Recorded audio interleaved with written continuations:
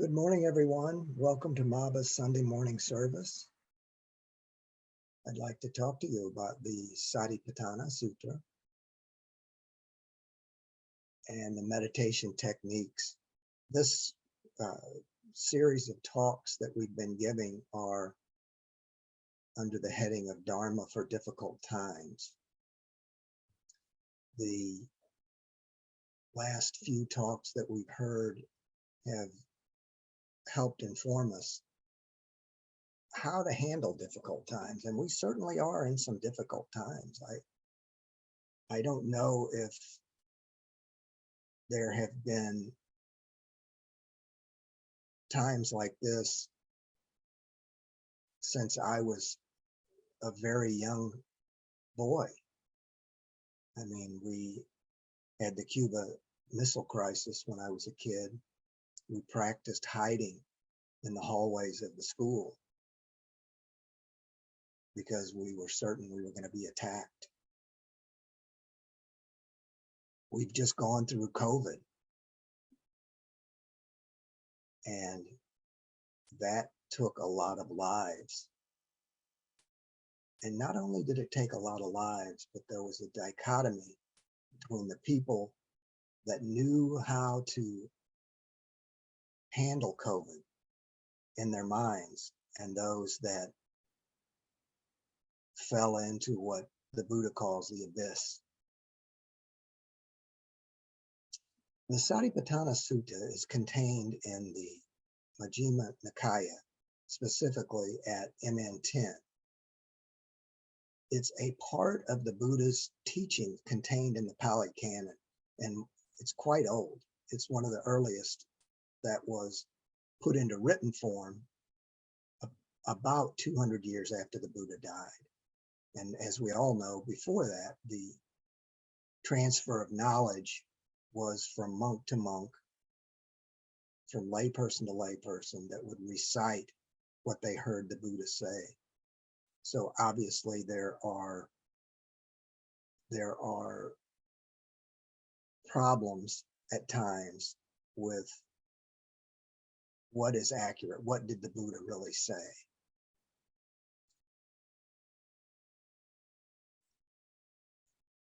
Most of the time, the scholars, such as Bhante Analayo, Bhikkhu Bodhi, all of the present day folks that translate, Theravada Bhikkhu, all of these people will compare the Agama, the Chinese Agama sutras, of which there are 4, with the Pali, comparable Pali versions, the Nikayas. And by bringing those two translations together, there's a way to figure out what may be an error in translation, where someone inserted something that shouldn't have been there, and to come to a conclusion of what can be as close to what the Buddha actually said as we will ever get, because the Buddha didn't have an iPhone. Nobody had a mini recorder that they could record him with. It would have been great if they did, but they didn't even have a written language, really. I mean, anything that could have been put into a notebook. So today, I am hoping at the end of this little talk that you all will be instilled to investigate the Sattipatthana Sutra. About a dozen years ago, when I was first introduced to the Sattipatthana Sutra, one of the things that struck me is that the Buddha said, if you will only develop these 4 foundations of mindfulness for 7 days, you'll be an enlightened person. And if you don't get enlightened, you'll be a once returner or a non-returner. I can't remember. So I thought, wow, 7 days, that's not so bad. Well, so far I haven't been enlightened.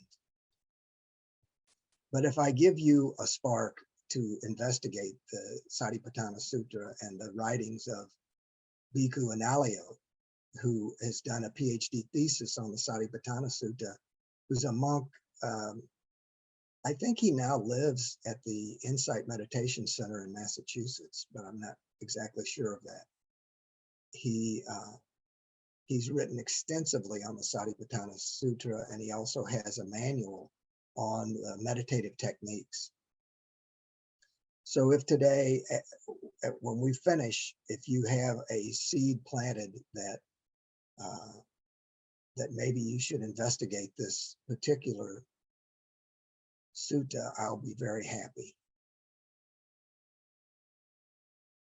Now, one of the things that I thought would be good to include in our discussion of the Sattipatthana is what the Pali term is Vedana, and this just means feeling, sensation, feeling, or feeling tone, of which we just did the meditation, and we know that there are three of them: pleasant, unpleasant, and neutral. Why would I include Vedana along with the Sattipatthana Sutra?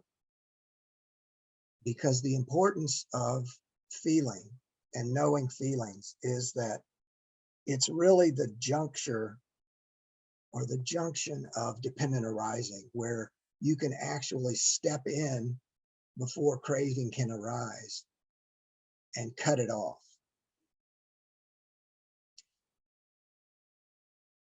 As we meditated, you notice that one of the reoccurring themes was that the path laid out by the Buddha is in significant measure about letting go, about not clinging. So as long as we have the ability to clearly recognize a mental state, to kind of go below the surface of that mental state to find the feeling tone, the Vedana, and then work with that feeling tone, it gives us an insight in how we can unravel the process of mind. So back to the Sattipatthana.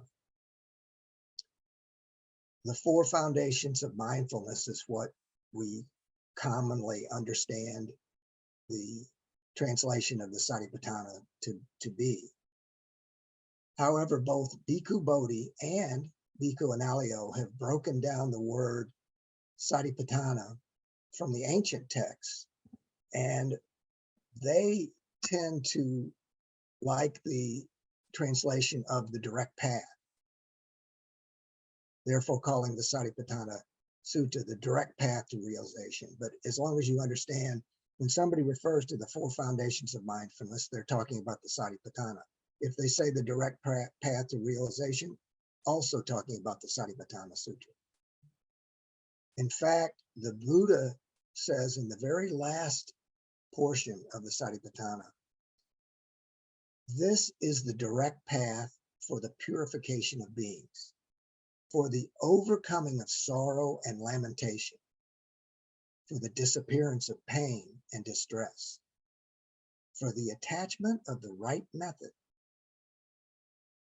and for the realization of unbinding. In other words, the four establishments.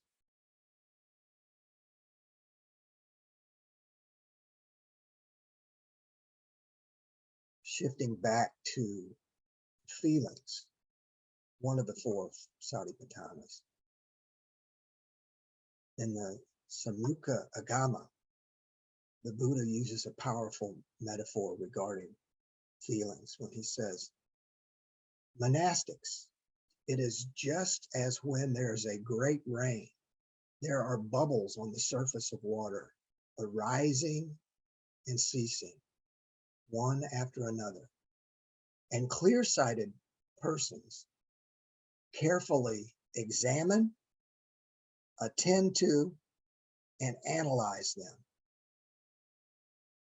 When carefully examining, attending to, and analyzing them, they find there is nothing in them, nothing stable, nothing substantial, They have no solidity. Why is that? It is because there is nothing solid or substantial about water bubbles. In the same way, monastics, carefully examine, attend to, analyze any Vedana feeling, past, present, or future, internal or external, gross or subtle, sublime or repugnant, far or near. When carefully examining, attending to, and analyzing them, monastics find that there is nothing in them, nothing stable, nothing substantial. They have no solidity. They are like a disease, like a carbuncle, a thorn, like a killer. They are impermanent, dukkha, empty, and not self. Why is that? It is because there is nothing solid or substantial in Vedanas and feelings. The other day I was playing with my 2-year-old grandson, and he had some kind of a toy that he bought at Dollywood. Obviously he's 2, he didn't buy it, somebody bought it for him. When you push the button, bubbles would come out of this thing like nobody's business. We were out on a balcony, high off the ground, and I watched the bubbles, the soap bubbles, and I thought about this water bubble metaphor. The soap bubbles created by my grandson traveled off of the balcony, went off into the air, floating on the breeze. They looked like they could last forever. Some of the soap bubbles took up a lot of space. Some of them were just tiny. Some would stick to the rail, yet retain some of the bubble shape. Every bubble had the same thing in common. Soon enough, boop, they disappeared, leaving nothing. In our minds, the feelings, the feeling tones, the Vedanas arise from some contact with the 6 senses. The Buddha said in the Dharmapada, depending on contact, there is Vedana, feeling. Every thought we have is like a water or soap bubble. No matter how much they impact you, they are insubstantial, having no solidity. This is why the Buddha used the 3 terms: carefully examine, attend to, and analyze with respect to both water bubbles and feelings.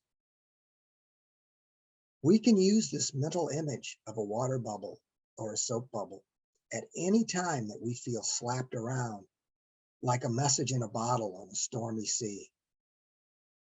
Just recall the impermanence and insubstantiality of the feeling. And equally important, the processes used by the mind, the result of causes and conditions, and reinforced by the notion of self, I, me, mine.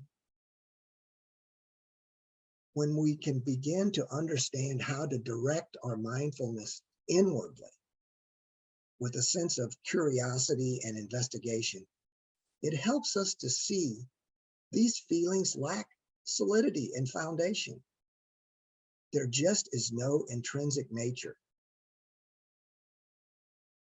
One of the metaphors that the Buddha uses to bring this home is the fighting warrior.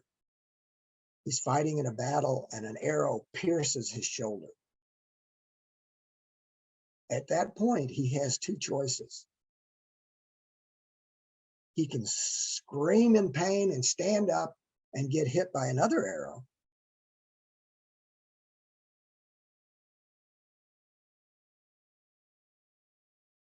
or he can subdue that reaction and deal with the reality of the pain and the wound.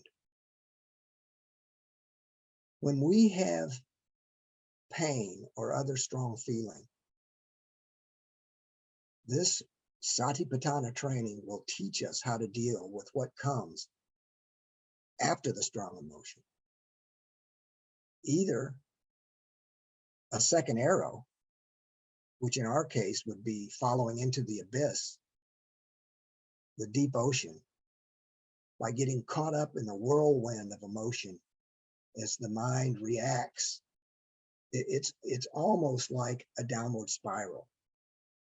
The initial emotion, oh my gosh, this is terrible, this is so bad. And it's a downward spiral with really no end.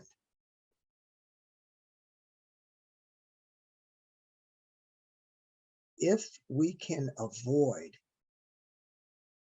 that second arrow, that reaction to the emotion, and maintain a sense of balance or equanimity,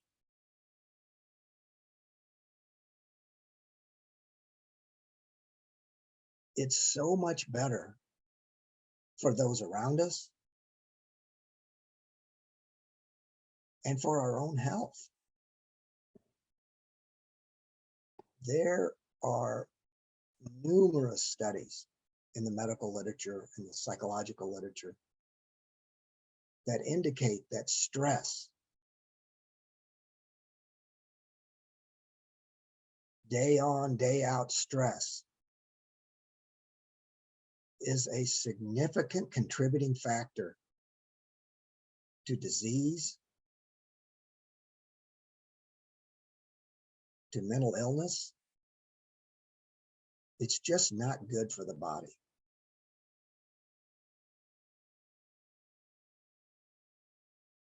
The Buddha had a follower who was rather old and sickly. And he managed to get to the Buddha to hear one of his Dharma talks.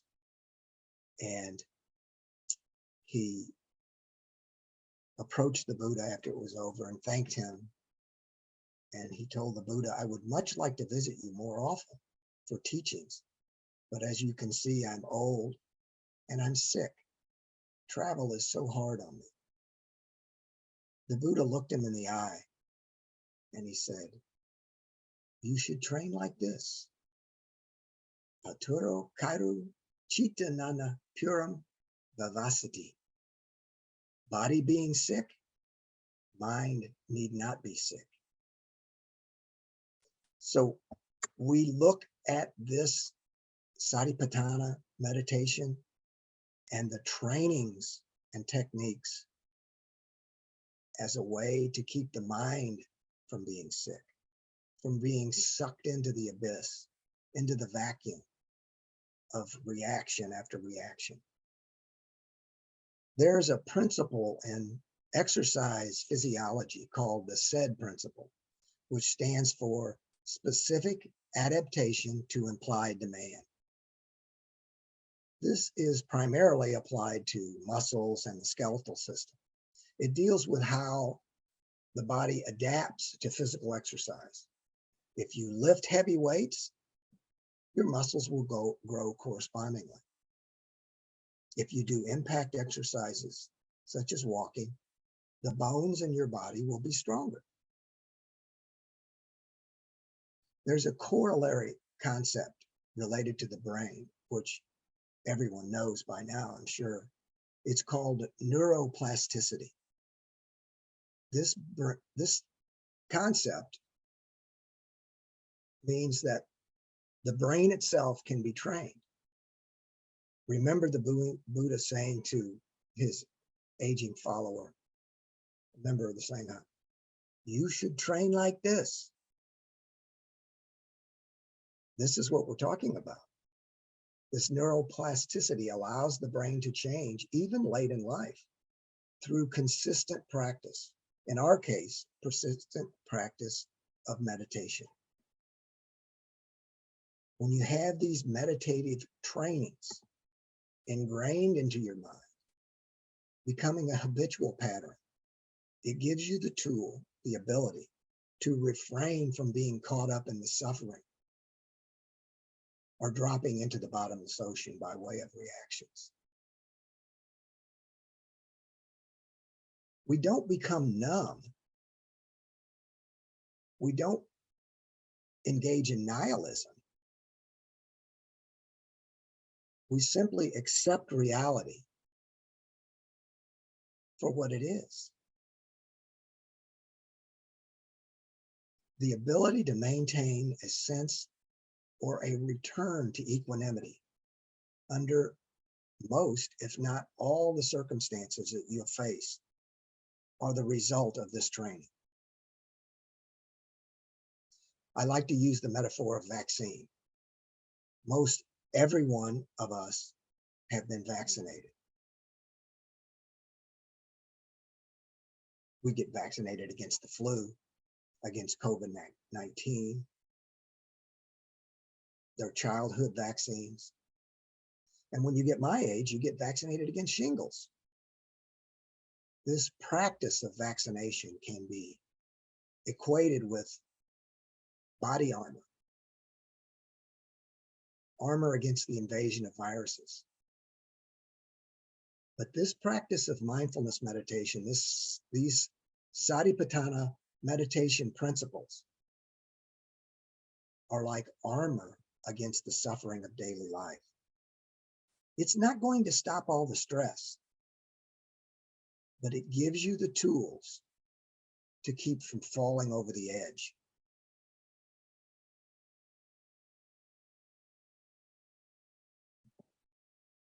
Sattipatthana meditation, contemplation on the body, feelings, mind, and phenomena. And most of the time you'll see phenomena as Dharma with a small d, meaning everything that all conditioned things. So it's easier just to refer to it as phenomena. This meditation requires being ardent, alert, attentive, and diligent. The early Buddhist concept of sati, mindfulness or awareness, was that mindfulness was a mental quality which must be brought into being. It must be established. It's not something which is present in all experience. This is the distinction between mindfulness and consciousness. Consciousness, one of the 5 aggregates, is always present, a continuous process of knowing. Without this flow of knowing, we would not be experiencing. You can equate consciousness like a flowing river, always present. But this is not true of mindfulness. Mindfulness, as we all know, requires cultivation. We can't force it. It's a gentle process. Bhante Analayo says it's useful in this situation to take into consideration that the Pali word sati, mindfulness or awareness, in the Pali language is feminine. He therefore suggests to relate to sati as a feminine quality. And he says, in this way, sati can be understood as receptively assimilating with the potential of giving birth to new perspectives. So think of sati, of mindfulness and awareness, as always being present and waiting for us, like a good friend. She's always available. And even if we forget about her, she doesn't get upset. At any time, she's there as soon as we remember. Developing Sattipatthana meditation also assumes a wide open mind, a state of mind which is broadly receptive, a broadly receptive attitude. This open receptivity is illustrated by the simile of a cow herder in the Majjhima Nikaya, which is specifically found at number 19. When the crops are ripe and ready for harvest, at their most vulnerable, the cow herder must watch over the cows very closely, diligently, ardently, alert, mindful, to prevent those cows from getting into the field and eating the crops before harvest. Once the crops are harvested, then the cow herder can relax and just observe the cows from a distance. This latter relaxed, mindful observation is not going to lead to awakening in the cow herder or any of us. There must be an element of clearly knowing, which is present to plant the seeds of wisdom in the field of mindful observation. When the cow herder is in a state of mindfulness, with the wisdom of clearly knowing the mind, then the mind is broad and boundless, which necessarily means we're also experiencing mindfulness of the body. When the open-minded attitude is in place, there is a more comprehensive vision. Liken it to a camera with a wide angle lens, as opposed to one with a spot focus. I like to use the analogy of the blind men, each touching an elephant for the first time, but each touching a different part of the elephant. From this small touching, each has a wrong view of the reality of an elephant. Not even one of these blind individuals has the comprehensive mental spaciousness to see the entire picture. The close-up encounter with a single aspect of the elephant is like the narrow-minded individual, convinced that their particular view or understanding is the only accurate perspective. This self-righteousness and judgmentalism is the exact opposite of mindfulness with clearly knowing. It's fine to have our own opinions, and we all do. We just have to understand that they are just our opinions. We can't hold on to them rigidly and without compromise. We see so much of this rigidity in our world today. It's funny, my 2-year-old grandson, when he gets put in the car seat, if he's in there very long, he starts saying, "I'm stuck. I'm stuck." So many people today are stuck in their opinions and positions, not willing to stand in the shoes of the other person to see their perspective. Being able to notice when the mind shifts from being open to differences and variety into one of being self-righteous and judgmental is crucial in the Sattipatthana. It is often helpful to look for an anchor to help us maintain the equanimity that we all need if mindfulness is lost. For most everybody, mindfulness of the body can fill this anchor slot. Being aware of the body as a whole is the best anchor to bring us into mindfulness. The Sattipatthana Sutta has 2 types of contemplations of the body. Postures, and if you remember Master's introduction, if you saw it, postures, the 4 postures, and also activities. What we are looking for is a continuity of awareness of the body, a continuum, combined with clearly knowing its posture and activities. This awareness is what clinical psychologists would call proprioceptive awareness.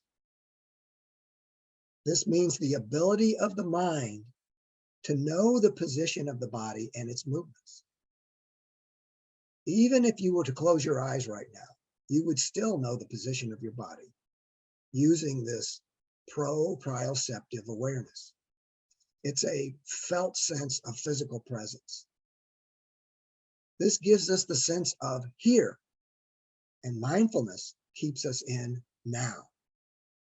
Using this method of mindfulness of the body, we can combine the spatial and the temporal dimensions that facilitate us being fully in the here and now.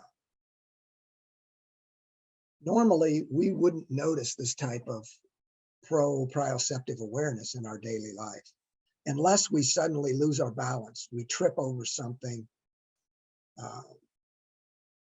Somehow we lose our balance. Then the focus of the mind is 100% on this proprioceptive awareness because you don't want to fall down and break something. If we can cultivate this sense of awareness, this sense of the body in space,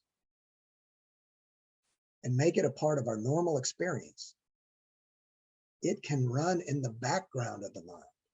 It doesn't take the entire spectrum of our attention, such as it would if we tripped and began falling down the stairs.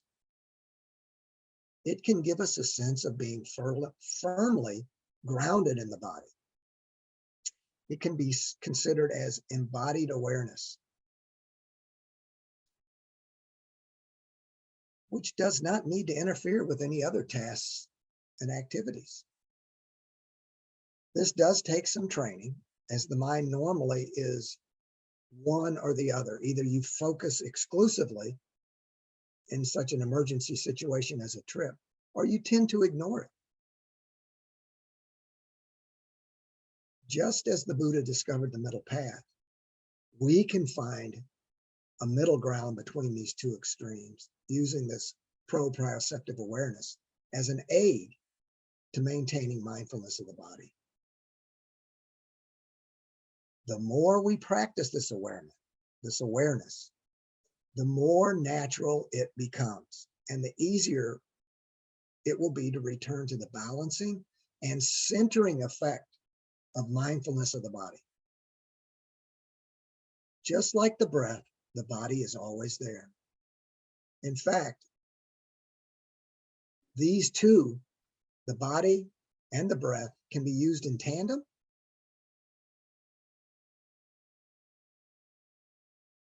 to bring us into mindfulness when we've fallen out. When these trainings have been honed through practice, not only do they become habitual, they are far easier to find in the midst of even the most daunting challenges. If you find it difficult to immediately process or use the body as a whole, then pick a particular part of the body and use it as the entry door. Then expand to the entire body. Another training suggested by Bhante Analayo is to bring yourself back to mindfulness by using a phrase from the Sattipatthana. He picks this from the refrain. For example, there is the body. This can be your key to coming back into mindfulness. The same phrase can be used for any of the other three Satipatthanas, such as there is feeling.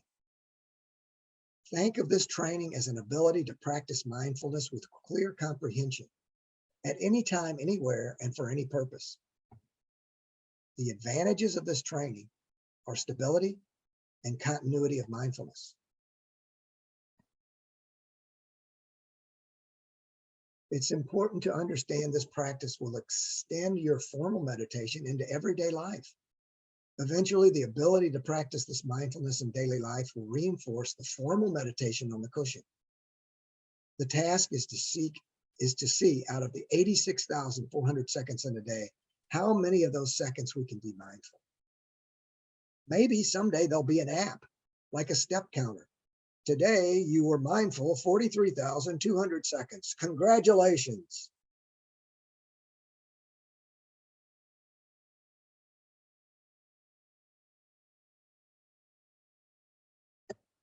I'm going to try and move through this a little bit because we're going to run over time.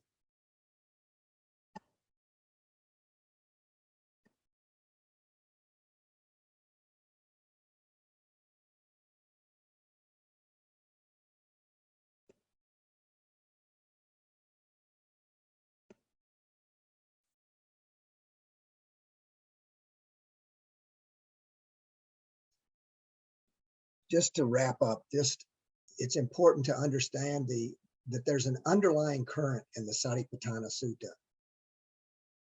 That is, in each of the 4 Sattipatthana contemplations, there's always an awareness, and you'll notice that this is a recurring theme. There's always an awareness of the arising and ceasing, the arising and the nature of passing away. Both the arising and the passing away can be combined into one process because sometimes they happen so fast that we don't register. All of this training, all of these techniques in the Sattipatthana are geared towards lessening the attachments we have to all conditioned things, recognizing the 3 marks of existence: dukkha, unsatisfactoriness; anicca, impermanence; and anatta, no self or not self. In establishing the foundations of mindfulness of the body, feelings, mind, and dharmas, this should lead on to cultivation of insight into impermanence, which allows us to realize the liberating potential of mindfulness practice.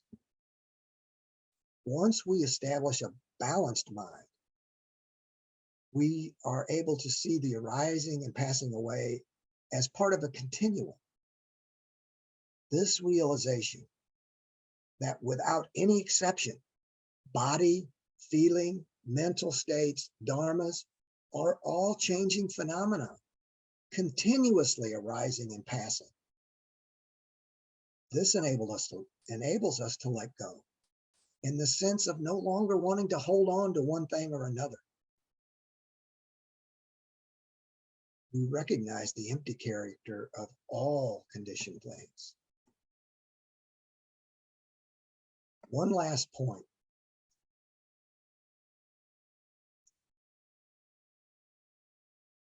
In Buddhism, ancient Buddhism, in the Sattipatthana, mindfulness does not stand for an activity. It stands for a quality. This quality remains behind each of the 4 Sattipatthana's. The task for mindfulness is to remain aware of the natural unfolding of constant change and not clinging to anything in the world of experience.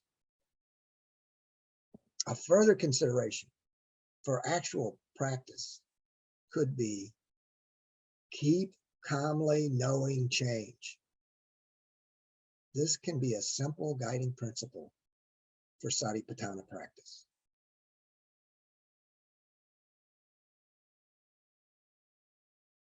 Thank you, everyone.